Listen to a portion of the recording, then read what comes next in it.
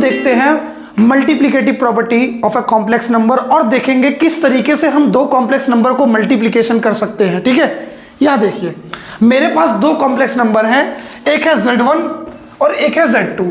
इन दो complex number को मुझे मल्टीप्लिकेशन करना होगा तो मैं किस तरीके से करूंगा? सेम उसी तरीके से करूंगा जिस तरीके से मैं दो एक्सप्रेशन को मल्टीप्लाई करता था, सेम उसी तरीके से यहां भी मैं मल्टीप्लिकेशन को करूंगा। देखो पहले 3 की मल्टीप्लाई करूंगा मैं 4 से, मेरे पास आया एक रियल नंबर। फिर इसी 3 की मल्टीप्लाई करूंगा मैं 4i से। किससे? 4i से। मतलब क्या? 3 इंटू 4i।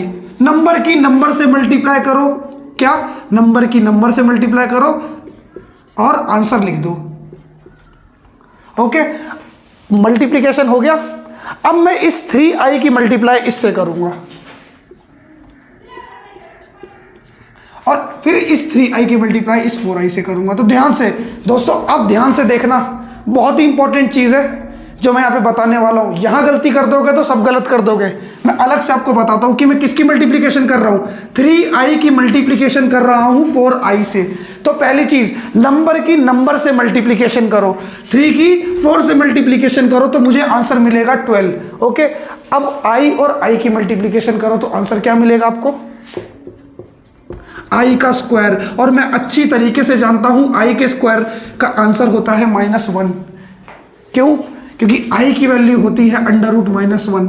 तो i की जब i से मल्टीप्लिकेशन करूंगा तो मुझे मिलेगा -1, और जब इस -1 को मल्टीप्लिकेशन करूंगा तो मुझे फाइनल आंसर मिलेगा -12। तो देखो बच्चों, ये प्लस का 12 है, ये माइनस का 12 है, दोनों कट जाएंगे, बन जाएंगे 0। यहां देखो 12i प्लस 12i बन जाएंगे 24i। क्या ये एक कॉम्प्लेक्स नंबर है? a प्लस आई बी की फॉर्म में है? आप कहोगे नहीं है, क्योंकि यहां रियल टर्म है ही नहीं। लो मैं बना देता हूं, अभी बन गई रियल नंबर, इमेजिनरी नंबर। ठीक है, अब देखते हैं कुछ properties of A multiplication of a complex number. देखो दोस्तों, पहली प्रॉपर्टी है कम्यूटेटिव प्रॉपर्टी। सेम उसी तरीके से जिस तरीके से मैंने आपको एडिशन में बताया ना, सेम तरीके से यहां भी है कि अगर आप Z1 एक कॉम्प्लेक्स नंबर की मल्टीप्लिकेशन Z2 से करते हो तो वो बराबर होगा Z2 की मल्टीप्लिकेशन विद Z1 के इक्वल। ठीक, सेम तरीके से एसोसिएटिव प्रॉपर्टी भी है। आप देख सकते हो, अगर मैं Z1 की मल्टीप्लिकेशन इन दोनों की मल्टीप्लिकेशन से करता हूं तो वो इसके बराबर होगा। ठीक, तो इसमें मैं ज्यादा डिटेल में जाऊंगा नहीं, ये चीज मैं आपको पहले बता चुका हूं, एडिशन की तरह ही सेम है। ठीक, अब आते हैं मल्टीप्लिकेटिव आइडेंटिटी की तरफ। मल्टीप्लिकेटिव आइडेंटिटी ये कहती है अगर आप किसी भी कॉम्प्लेक्स नंबर को 1 से मल्टीप्लाई करते हो तो आपको क्या मिलेगा? वही सेम कॉम्प्लेक्स नंबर मिलेगा। समझ गए? क्यों? 1 की i किसी से भी मल्टीप्लाई करो, आपको आंसर हमेशा सेम ही मिलना है। अब बात करते हैं बहुत ही इंपॉर्टेंट टॉपिक की, जिसका नाम है मल्टीप्लिकेटिव इनवर्स। बोर्ड एग्जाम में इसके ऊपर बहुत क्वेश्चंस आते हैं, तो इसको दोस्तों ध्यान से देखिएगा। Z इनवर्स का मतलब क्या है? जिस तरीके से देखो, आप लोगों ने 8th क्लास में एक्सपोनेंट एंड पावर चैप्टर पढ़ा होगा, उसमें हम क्या एक प्रॉपर्टी थी ना कि अगर कोई a लिखा है तो उसको a की पावर -1 है तो मैं उसको a की पावर +1 लिख सकता हूं, ऐसे नीचे की तरफ लाकर। सेम चीज इस कॉम्प्लेक्स नंबर को भी मैं ऐसे ही लिख सकता हूं। ठीक, देखना ध्यान से, z की पावर -1 को मैंने क्या लिख दिया? 1/z। ठीक, लेकिन एक बात बताइए सर, हम जो कॉम्प्लेक्स नंबर को रिप्रेजेंट करते हैं वो तो a प्लस आई बी की फॉर्म में करते हैं, ये तो नीचे चला गया, ये तो 1/z है, ये तो a प्लस आई बी की फॉर्म में कैसे आएगा फिर? तो दोस्तों, आप सबने 9th क्लास में एक चीज पढ़ी होगी, रैशनलाइजेशन पढ़ा था। हम सेम नंबर से मल्टीप्लिकेशन करके नीचे वाली टर्म को कुछ ना कुछ कांस्टेंट नंबर बना के फिर हम उसको अपर में ले आते हैं। देखो किस तरीके से रैशनलाइजेशन करके कैसे करते हैं। देखिए, मैं इसको पहले मिटा दूं। मल्टीप्लिकेटिव इनवर्स क्या होता है कि अगर कोई कॉम्प्लेक्स नंबर है मेरे पास, ठीक, और उसका मैं ले लूं इनवर्स, उसका इनवर्स है, और मैंने उन दोनों की कर दी मल्टीप्लिकेशन, तो मुझे आंसर हमेशा 1 मिलना है। ठीक है, मैंने क्या किया? ध्यान से देखिए, एक कॉम्प्लेक्स नंबर लिया, उसका ले लिया इनवर्स, और इनवर्स से जब उसकी मैंने मल्टीप्लिकेशन करी तो मुझे आंसर मिलेगा 1। ये सेम उसी तरीके से है। देखिए, z की पावर -1 को क्या मैं ऐसे लिख सकता हूं? और जब z से z को मैं काट दूंगा तो मुझे आंसर मिलेगा 1। तो ये सिंपल है आप सबके लिए, ठीक। हाँ, तो दोस्तों समझो इस 1 का भी क्या सिग्निफिकेंस है। अगर मैं z1 की मल्टीप्लिकेशन 1 से कर रहा हूं तो मुझे क्या है, सेम नंबर मिलता है। मतलब क्या, इस 1 की जगह कोई भी नंबर ले सकता है। कैसे, देखो, अगर मैं इस z1 की मल्टीप्लिकेशन क्या करता हूं, 100 से करता हूं, ठीक, और 100 को डिवाइड भी कर देता हूं, तो क्या मेरा आंसर बदल जाएगा? क्या मेरा आंसर बदलेगा? नहीं बदलेगा। अब इसी z1 की मल्टीप्लिकेशन में किससे कर देता हूं, 500 से कर देता हूं और 500 से डिवाइड भी कर देता हूं, क्या अब भी मेरा आंसर बदलेगा? नहीं बदलेगा। मतलब क्या, देखो ये यहाँ पे डिवाइड में है, उधर जाएगा तो मल्टीप्लिकेशन में आ जाएगा, तब भी देखो कहानी बराबर है कि नहीं। मतलब 1 की जगह कोई भी नंबर ले सकता है, यही इसका सिग्निफिकेंस है, ठीक। और इस ओवरऑल नंबर का मतलब होता है 1। क्यों? 500 को अगर 500 से डिवाइड करोगे तो आपको आंसर मिलेगा 1, 100 को 100 से डिवाइड करोगे तो आपको आंसर मिलेगा 1। समझे दोस्तों, ये है इस 1 का सिग्निफिकेंस। तो दोस्तों अब देखते हैं मल्टीप्लिकेटिव इनवर्स का वो, ठीक है। जैसा कि मैं आपको बता चुका हूं, 1 में z को अगर आप z से मल्टीप्लाई करोगे तो आपको आंसर मिलेगा 1, ठीक। लेट सपोज मैं एक कॉम्प्लेक्स नंबर लेता हूं za+ib, ठीक। क्या लिया मैंने? एक कॉम्प्लेक्स नंबर लिया, क्या नाम है इसका, a+ib। और अब मैं क्या करता हूं दोस्तों, इसी का इनवर्स लेता हूं। क्या लेता हूं? इनवर्स लेता हूं। ध्यान से देखना, इसका इनवर्स देखो क्या होगा, 1 में z। अब आती है एक इंपॉर्टेंट बात, और वो इंपॉर्टेंट बात ये है कि आप दोस्तों कभी भी ना कॉम्प्लेक्स नंबर को, किसी भी कॉम्प्लेक्स नंबर की फॉर्म को डिनोमिनेटर में मत छोड़ना। डिनोमिनेटर में आई है, आई वाली टर्म है, कोई भी टर्म है तो उसको रैशनलाइज करो, उसको हटाओ सेम नंबर से मल्टीप्लिकेशन करके। अगर वो मान लो जैसे आई केवल है तो उसको सेम नंबर से मल्टीप्लिकेशन करके हटाओ। जैसे मैंने अभी लिया a+ib, ये कुछ ऐसी फॉर्म में है, ये डिनोमिनेटर की फॉर्म में है, तो मुझे इसको डिनोमिनेटर की फॉर्म से हटाना होगा। मैं हटा कैसे सकता हूं? सेम इसका अपोजिट लेके। किससे मल्टीप्लिकेशन करके? a-ib से इस तरफ भी मल्टीप्लाई किया तो इस तरफ भी मल्टीप्लिकेशन करना पड़ेगा। किससे? a-ib से, ठीक। अब देखना ध्यान से, आप सबने एक प्रॉपर्टी पढ़ी होगी। कौन सी प्रॉपर्टी? a² - b² किसके बराबर होता है? a+b a-b के बराबर होता है, ठीक है दोस्तों। आप सबने इस प्रॉपर्टी को पढ़ा होगा, ठीक। अब यहां भी कुछ ऐसी कंडीशन देखिए, a+b a-b, देखो दोनों बात सेम है, प्रॉपर्टी बिल्कुल मैच हो रही है। तो क्या मैं इस चीज को इसकी फॉर्म में लिख सकता हूं, a² - ib²? क्या ऐसा लिख सकता हूं? बिल्कुल लिख सकता हूं। तो देखो ऊपर तो बचेगा a - ib और नीचे बचेगा a² माइनस ऑफ ib²। अब देखो बेटा, यहां मुझे स्क्वायर करना है, b का भी स्क्वायर होगा और i का भी स्क्वायर होगा। अगर आप i का स्क्वायर करते हो तो आपको आंसर मिलता है -1, ठीक। तो देखो a का स्क्वायर i² की जगह में क्या लिख सकता हूं, -1 और b²। तो मेरे पास ओवरऑल जो आंसर बचेगा वो बचेगा a² + b²। तो दोस्तों ये है मल्टीप्लिकेटिव इनवर्स की फॉर्म। आई होप आपको एकदम अच्छे से समझ में आया होगा, स्टेप टू स्टेप, ओके। हाँ, सो दोस्तों एक बार फिर से मैं एक बात को हाईलाइट कर दूं, आप लोग कभी भी किसी भी कॉम्प्लेक्स नंबर को डिनोमिनेटर में मत छोड़ना। अगर आपने डिनोमिनेटर में छोड़ा तो वो कॉम्प्लेक्स नंबर की फॉर्म नहीं होगी। क्यों नहीं होगी? क्योंकि कॉम्प्लेक्स नंबर a+ib की फॉर्म में होता है और a+ib जो है वो हमारे न्यूमिनेटर में होता है, ठीक है। तो कोशिश करना दोस्तों, ये तो मैंने बहुत लंबा मेथड कर दिया, आप लोग देखना डायरेक्ट यहाँ से ऑब्जर्वेशन करना, ठीक है। जैसे अगर आपको दिया 3 + 3i दिया है डिनोमिनेटर में, तो 3 - 3i से उसको मल्टीप्लीकेशन करके दोनों तरफ आप उसको रैशनलाइज करके सॉल्व कर लेना, ठीक है। तो दोस्तों अब देखते हैं concept of power of i, कि i की पावर कितनी होगी तो कितना आंसर आएगा। इस चीज को देखो, हम लोगों ने इंट्रोडक्शन लेक्चर में ये चीज़ देख ली थी कि जो i है वो किसके बराबर होता है, √-1 के बराबर होता है। ठीक, अगर आप बोथ साइड, दोनों साइड अगर आप स्क्वायर करोगे, दोनों साइड अगर आप स्क्वायर करोगे तो आपको आंसर मिलेगा i² का -1।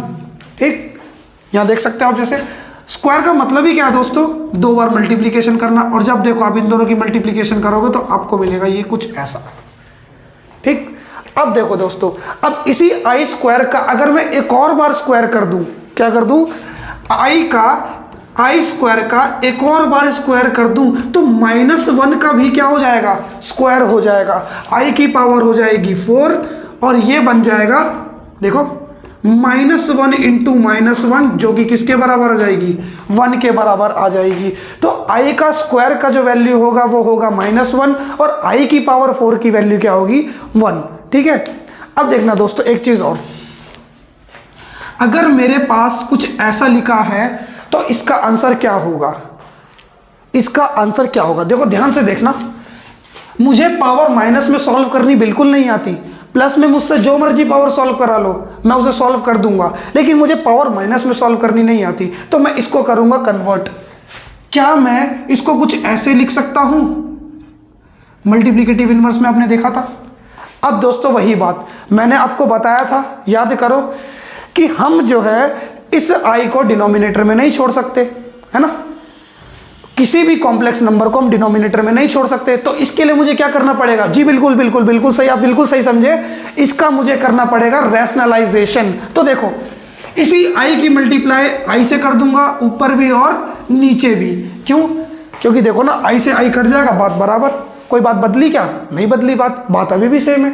ठीक है, अब ध्यान से देखना, अब i ये और i की जब मल्टीप्लिकेशन अब i से करोगे तो क्या आंसर मिलेगा आपको, ध्यान से देखना, i की मल्टीप्लिकेशन अगर i से करोगे तो आपको मिलेगा आंसर i का स्क्वायर जो कि किसके बराबर होगा, -1 के। क्या मैं इसको -i ऐसे लिख सकता हूं,